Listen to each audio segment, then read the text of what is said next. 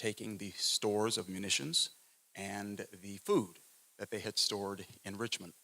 While the city was burning, a few Baptists got together and decided to start a seminary to educate those who might be ministers emerging from the slavery of African people. It is them who we celebrate today on this Founders Day. And I've invited us to be co-founders. And in so doing, of our $100 million commitment, we are committing $42 million to Virginia Union University to activate its underutilized assets here and around the city.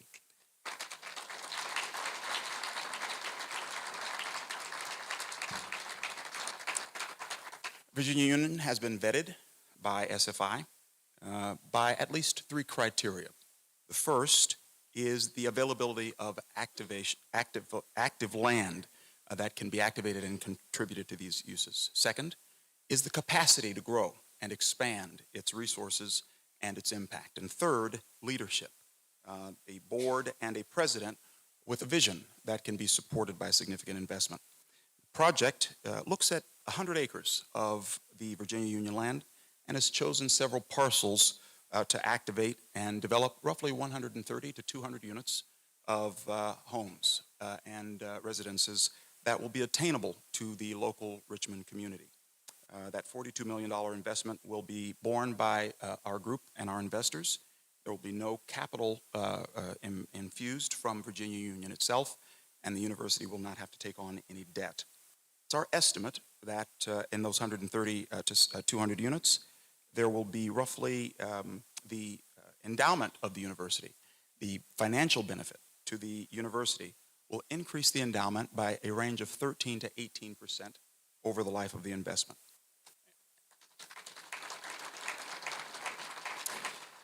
It's also our estimate that the university will make in cash income roughly 3.5 to 5.5 times what it would make if it sold the assets today. It is our deep conviction that these great institutions should not be backed into having to sell their land.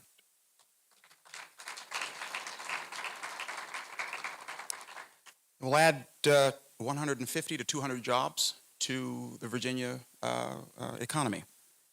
We believe that there is what's called a 3.4 times multiplier, so that for every dollar we spend, we create another $3.4 of activities from people who have to buy coffee, from people who have to buy gas on their way to work. And we believe also that we create what I call an ecosystem of opportunity. Because we are both developer and investor, we get to choose a diverse set of architects and designers and engineers all along the way, from the very conceptualization of the project to when we break ground and close. We're very excited to have this opportunity to work with Virginia Union and with SFI, and look forward to future announcements. Thank you so much.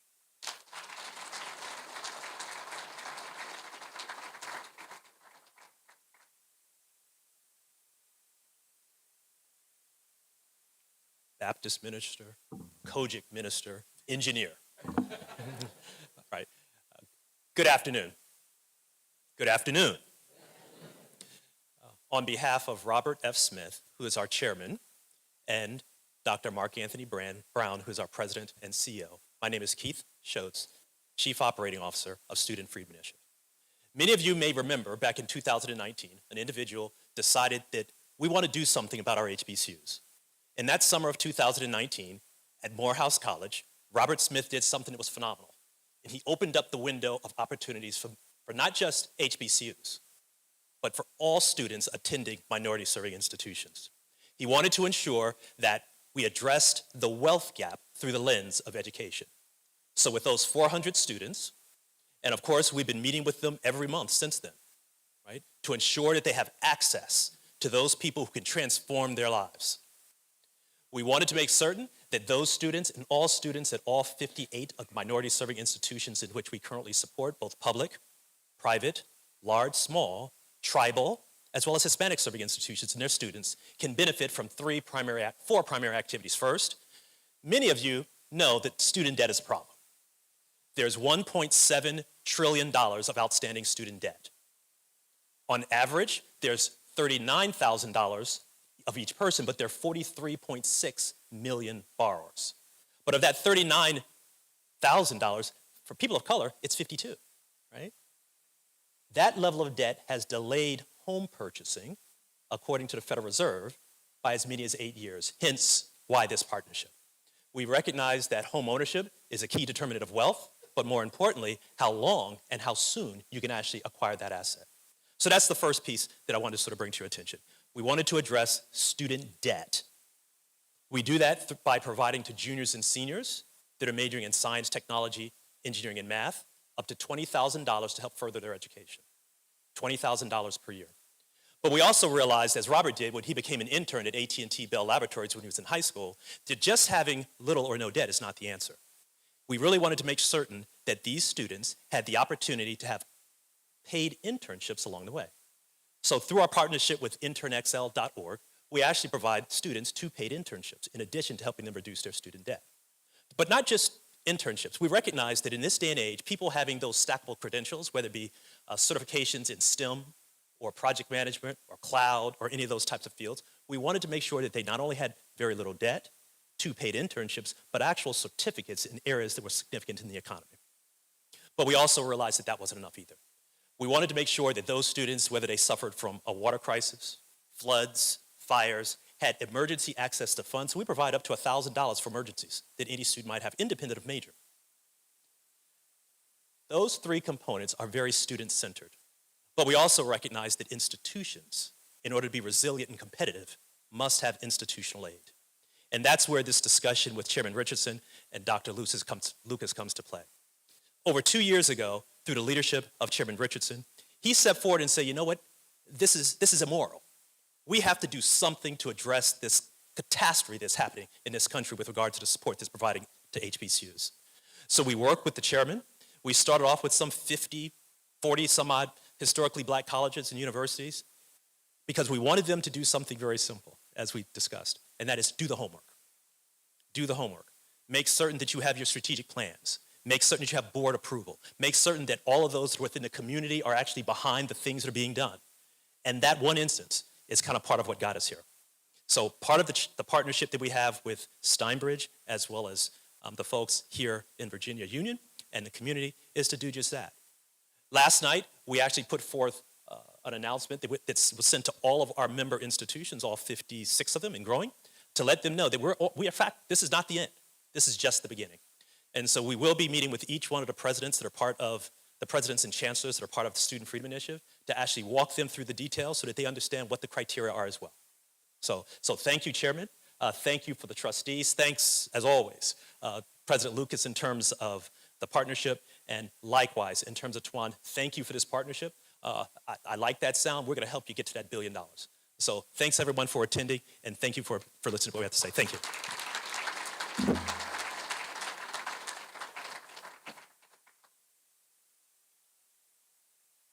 Excuse me. As you can tell, this is outside the box. We've come here today because Virginia Union is thinking creatively. We're thinking about the obstacles that are in our way and how we can remove those obstacles and get to the next stage. And that is not new for Virginia Union, because Virginia Union was born on the slave block. And on that block, those who became empowered by education resolved that they were going to go forward even in the midst of a hostile society. There is a sense of hostility in the society today that we deal with right now. But there is in this room a sense of hope that we can overcome those who would hold us back and keep us from being all that we ought to be. We're excited that we have rising in our community. This is the first time 2 black-owned corporations will turn and give the resources for the future of a black college in this community.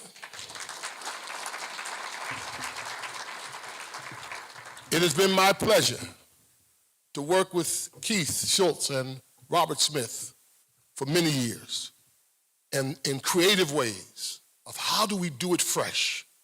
How do we solve our problems ourselves and not be dependent, yet calling on the resources of government because we pay taxes. We participate in government and we expect government to come back and serve us. So it is encouraging that the city council members are here today. That's right, give them a hand.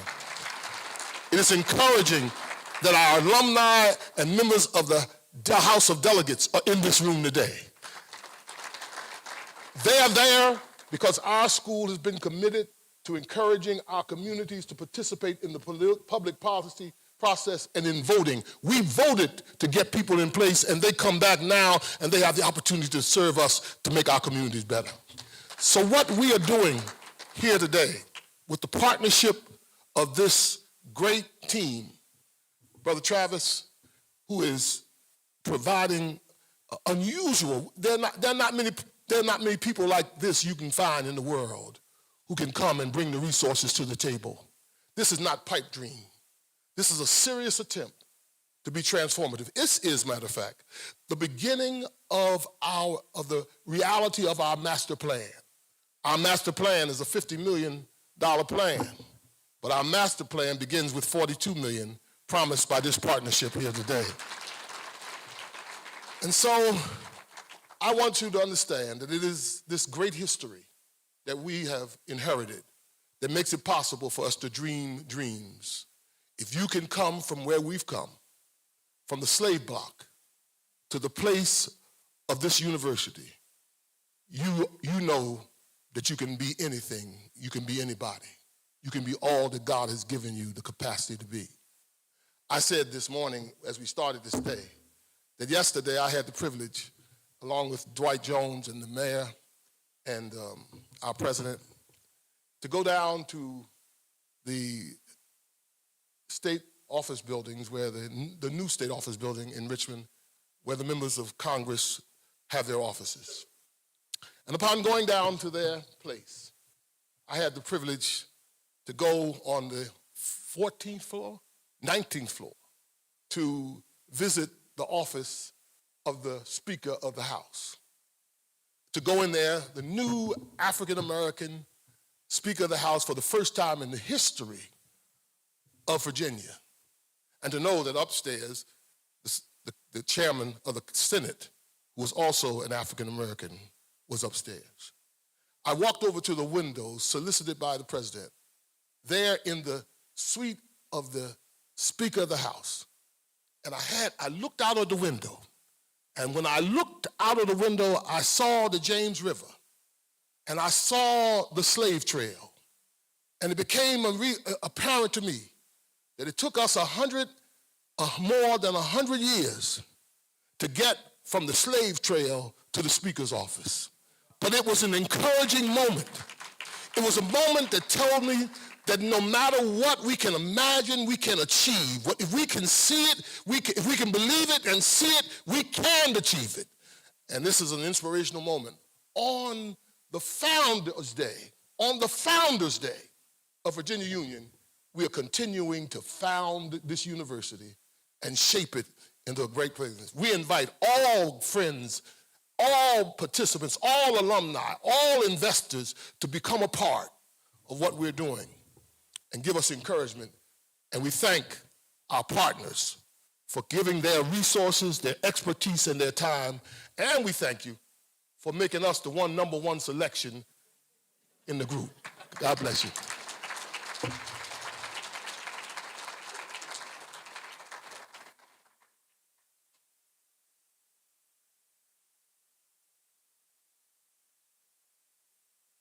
Good afternoon, Union. Good afternoon, Union. Okay, all right.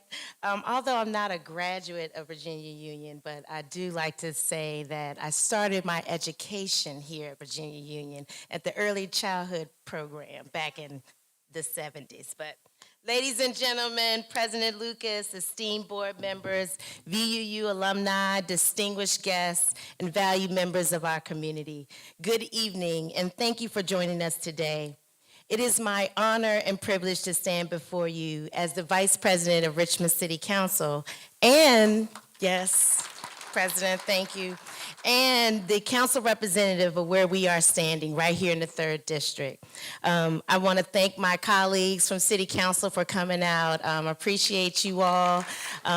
It's not with these young women on council with me. We're making some great strides here in the city.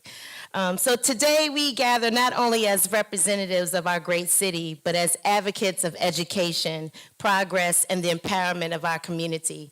I am particularly excited to share with you this groundbreaking initiative that will undoubtedly shape the future of higher education in our city. It is with immense pride and joy that I announce this significant investment being made by the Steinbridge Group into Virginia Union University, the only distinguished HBCU we have right here in the city of Richmond. As we all know, HBCUs have played a critical role in shaping the minds and futures of countless individuals. And just look at the great alumni here with our first Black governor, L. Douglas Wilder, and of course, my father, the late Senator Dr. Benjamin J. Lambert III, providing unparalleled educational opportunities for students of color. Today, we celebrate the commitment of the Steinbridge Group, recognizing the importance of investing in our HBCUs and acknowledging the unique contribution they make to our society. Virginia Union University holds a special place in our hearts. It has been a beacon of hope and a source of inspiration for generations, producing leaders who have gone on to make significant contributions to our community and beyond. Now, with this visionary investment, I had 30 million, so you have said 42 million? Okay, let me stand corrected. 42 million from the Steinbridge Group. Virginia Union is poised to lead the way as the first HBCU in our city to receive such a substantial financial commitment. Let's give another round of applause for that. That is amazing. We thank you so much for that. This investment is just not monetary infusion. It's a resounding vote of confidence in the potential and importance of our HBCUs. The Steinbridge Group's commitment to investing in HBCUs and underutilized property demonstrates a forward-thinking approach. It aligns with the principles of sustainability and economic growth, showcasing how strategic investments can yield returns while simultaneously supporting the institutions that serve as the bedrock of our community. This initiative is a testament to the belief that education is the cornerstone of progress and that investing in our HBCUs is an investment in the future prosperity of our city. We are grateful to the Steinbridge Group for their commitment to making a positive impact for recognizing the immense value at Virginia Union University and what it brings to Richmond. In conclusion, let us all applaud the vision of Dr. Lucas, who has brought Virginia Union and the Steinbridge Group for our foresight and generosity.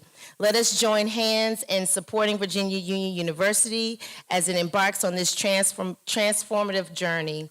Together, we can ensure that the light of education continues to shine brightly, guiding the way for generations to come.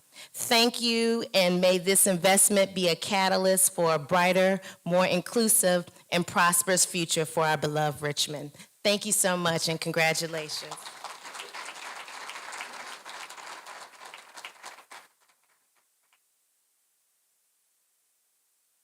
Before I go into my remarks, I'm going to give you guys a hint.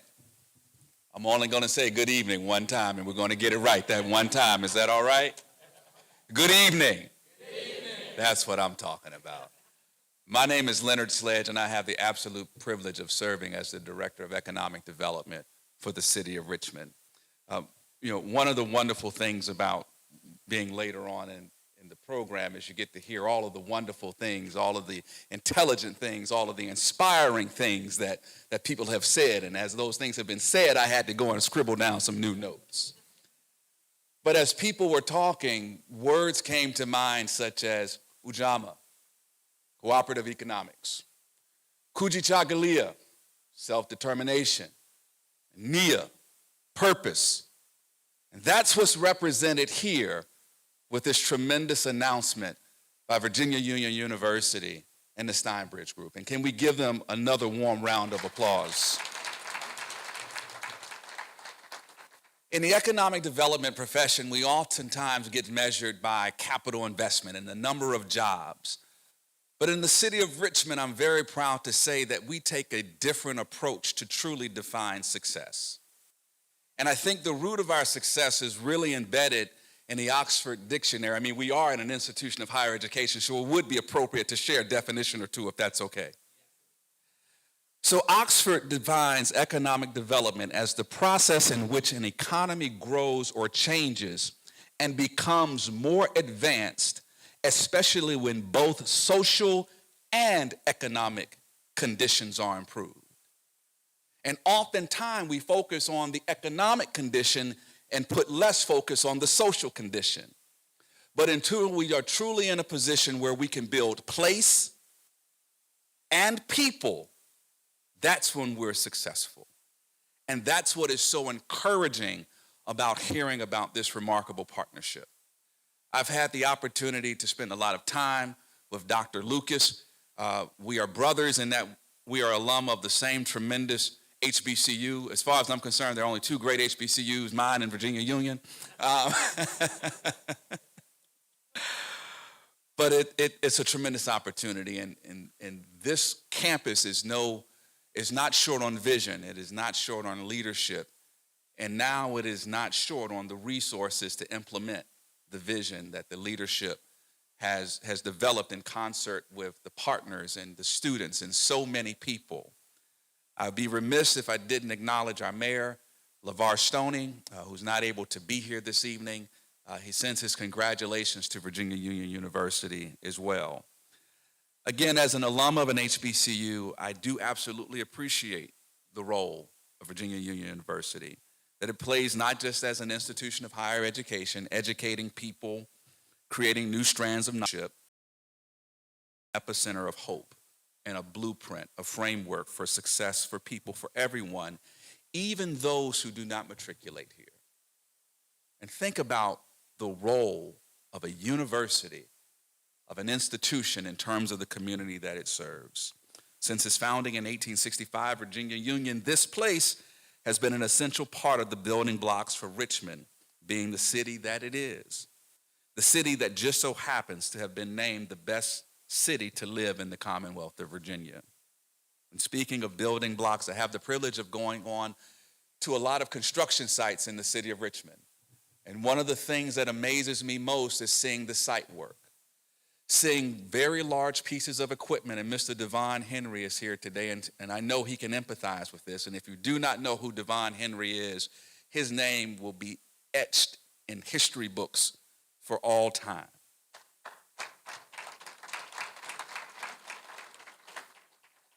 But you see large piles that are driven into the earth that help to support superstructures that will rise up out of the earth. And then in some instances, you see very intricate woven pieces of rebar that provide the tensile strength for concrete, again, so that things can rise up out of the earth. Virginia Union is that pile that is in the earth. Virginia Union is that intricate woven piece of rebar that is giving that tensile strength to that concrete.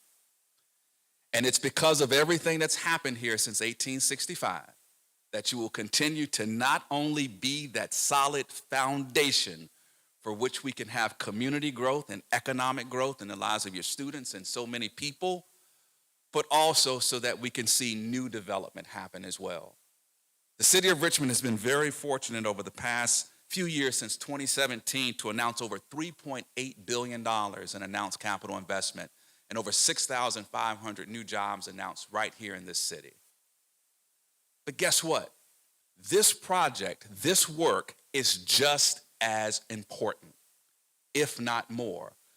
Because as we pursue economic development and specifically redevelopment in the city, it's not just about tearing down something old so that something new can take its place. But we approach redevelopment and economic development as an opportunity to build people and community as well.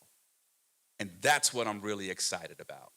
And so again, thank you so very much, Virginia Union University, the Steinbridge Group, for your tremendous investment in this campus, and its history, and its people, and in the city of Richmond. Thank you so very much.